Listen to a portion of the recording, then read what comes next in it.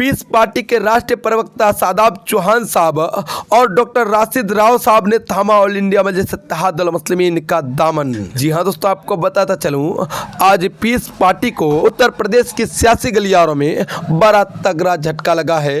क्योंकि दोस्तों आपको बताता चलूं, तस्वीरों में आप जिसे देख रहे हैं, यही शख्स ने ऑल इंडिया मजलिस इत्तेहादुल मुस्लिमीन का दामन थामा है और ये शख्स पीस पार्टी के राष्ट्रीय प्रवक्ता है, जिनका नाम है शादाब चौहान साहब।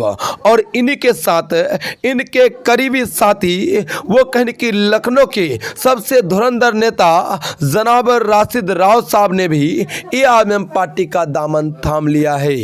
जी हाँ दोस्तों, आपको बताता चलूं, पीस पार्टी को उत्तर प्रदेश की सियासी गलियारों में बड़ा तगड़ा झटका लगा है।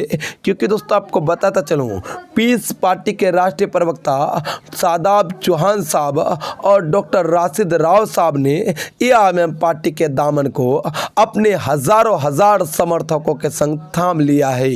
दोस्तों आपको बताता चलूं, शादाब चौहान साहब पिछले चुनाव में पीस पार्टी की ओर से प्रत्याशी भी थे और कहने की पीस पार्टी के राष्ट्रीय प्रवक्ता यानी नेशनल एंकर के रूप में माने जाते थे। नेशनल कहने की वाइस प्रेसिडेंट कहने की कहे जाते थे और ये राष्ट्रीय प्रवक्ता के रूप में पीस पार्टी की ओर से काम भी कर रहे थे। और कहने की पीस पार्टी में कहने की जब ये थे तो कहने की इन्होंने कहा कि सेकुलर पार्टी अब उत्तर प्रदेश में सिर्फ ऑल इंडिया मजलिस इत्तेहादुल मुस्लिमीन फैल रही है और इन्हीं को देखते हुए इन्होंने ऑल इंडिया मजलिस इत्तेहादुल मुस्लिमीन के दामन को थामा।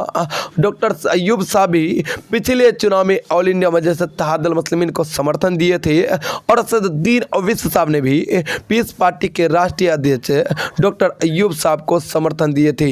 लेकिन दोस्तों आपको बताता चलूं, डॉक्टर अय्यूब साहब की पार्टी पीस पार्टी के राष्ट्रीय प्रवक्ता और कहने की राष्ट्रीय पीस पार्टी के बड़े कद्दावर नेता डॉक्टर राशिद साहब दोनों ही एआईएम पार्टी में शामिल हो गए हैं। अब एआईएम पार्टी के लिए ये लोग कहने की अपनी मेहनत और मुशक्कत को जारी रखेंगे और एआईएम पार्टी को उत्तर प्रदेश की सियासी गलियारों में सबसे ऊंचाइयों तक लेकर जाएंगे।